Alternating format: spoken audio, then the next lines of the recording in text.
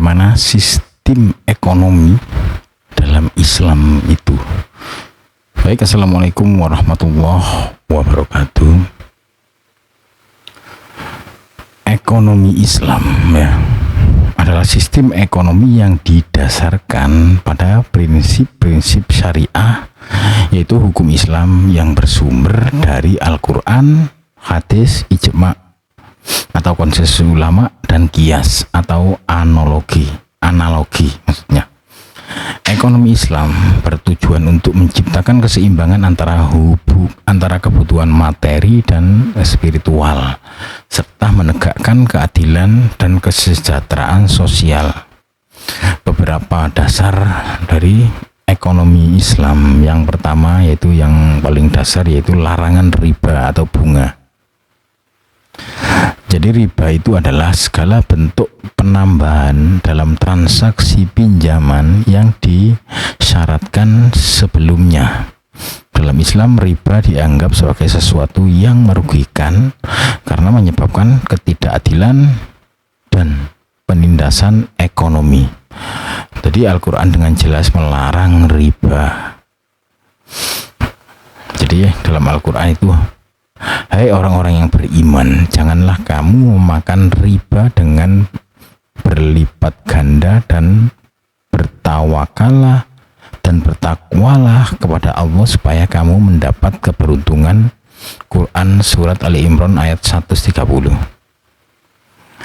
Dalam ekonomi Islam, transaksi keuangan harus didasarkan pada sistem bagi hasil atau mudharabah atau kerjasama, yaitu musyarakah, yang mana keuntungan dan kerugian dibagi secara adil. Yang kedua yaitu sistem ekonomi Islam ada zakat dan sedekah. Zakat adalah salah satu rukun Islam dan wajib bagi setiap muslim yang memenuhi syarat. Zakat bertujuan untuk mendistribusikan kekayaan dari yang mampu kepada yang membutuhkan, sehingga mengurangi kesenjangan sosial dan memastikan kesejahteraan seluruh masyarakat.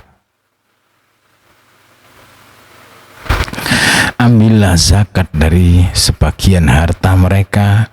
Dengan zakat itu kamu membersihkan dan mensucikan mereka. Quran Surat At-Taubah ayat 103.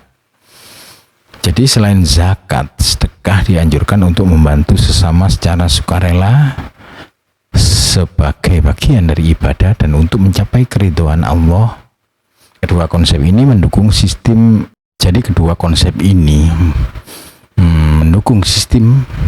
redistribusi kekayaan yang adil. Yang ketiga, konsep ekonomi Islam yaitu keadilan dalam muamalah. Muamalah adalah aturan dalam berinteraksi sosial dan ekonomi, termasuk jual beli, sewa menyewa, hutang piutang, dan kontrak kerja. Dalam Islam, muamalah harus dilakukan dengan keadilan, tidak boleh ada pihak yang dirugikan atau dieksploitasi. Hal ini mencakup kejujuran dalam transaksi. Penjual dan pembeli harus jujur dalam bertransaksi, misalnya dalam pengungkapan kualitas atau kondisi barang. Jadi yang dilarang itu adalah penipuan atau horor atau ketidakpastian yang dapat merugikan salah satu pihak, dilarang dalam transaksi ekonomi. Transaksi harus transparan dan jelas agar tidak ada pihak yang dirugikan. Yang berikutnya adalah distribusi kekayaan yang adil dalam sistem ekonomi Islam. Islam menekankan pentingnya distribusi kekayaan yang adil di masyarakat. Tidak ada konsentrasi kekayaan pada segelintir orang, sementara yang lain hidup dalam kemiskinan. Prinsip ekonomi Islam bertujuan untuk memastikan bahwa setiap orang memiliki akses terhadap kebutuhan dasar mereka, supaya harta itu jangan sampai beredar di antara orang-orang kaya saja di antara kamu. Quran Surat Al-Hasyr ayat 7. Sistem zakat sedekah, wakaf, dan infak adalah beberapa instrumen yang dirancang untuk redistribusi kekayaan. Yang kelima yaitu kerja keras dan etika kerja. Islam menghargai kerja keras dan usaha yang halal dalam mencari rezeki. Setiap muslim diwajibkan untuk bekerja dan tidak bergantung pada orang lain selama mampu.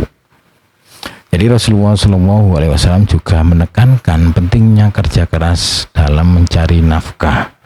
Seorang yang mencari nafkah untuk keluarganya adalah sama seperti seorang yang berjuang di jalan Allah. Hadis riwayat Bukhari. Dalam hal etika kerja, Islam mengajarkan prinsip kejujuran, tanggung jawab, dan saling tolong-menolong dalam aktivitas ekonomi. Yang berikutnya dalam konsep ekonomi Islam yaitu kepemilikan harta. Dalam ekonomi Islam, kepemilikan harta diperbolehkan, namun ada batasan-batasan tertentu. Harta yang diperoleh harus dengan cara yang halal dan tidak boleh merugikan orang lain. Islam juga mengajarkan bahwa segala sesuatu yang dimiliki manusia adalah amanah dari Allah dan harus digunakan dengan cara yang bertanggung jawab.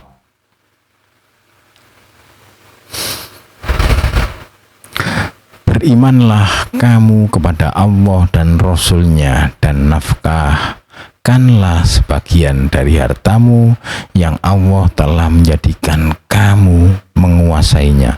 Quran Surat Al-Hadid ayat 7. Yang berikutnya adalah tanggung jawab sosial ya. Dalam ekonomi Islam, setiap individu tidak hanya bertanggung jawab terhadap dirinya sendiri, tetapi juga terhadap kesejahteraan masyarakat. Ini termasuk membantu yang kurang mampu dan tidak mengambil keuntungan yang berlebihan dari situasi orang lain. Konsep ini mendorong rasa persaudaraan dan kebersamaan dalam mencapai kesejahteraan kolektif. Yang berikutnya yaitu larangan monopoli dan eksploitasi ya dalam ekonomi Islam ya. Islam melarang praktek monopoli dan eksploitasi yang dapat menindas pihak lain. Monopoli menciptakan ketidakadilan dalam pasar dan merugikan konsumen karena itu tindakan-tindakan yang merugikan masyarakat luas. Dilarang dalam ekonomi Islam.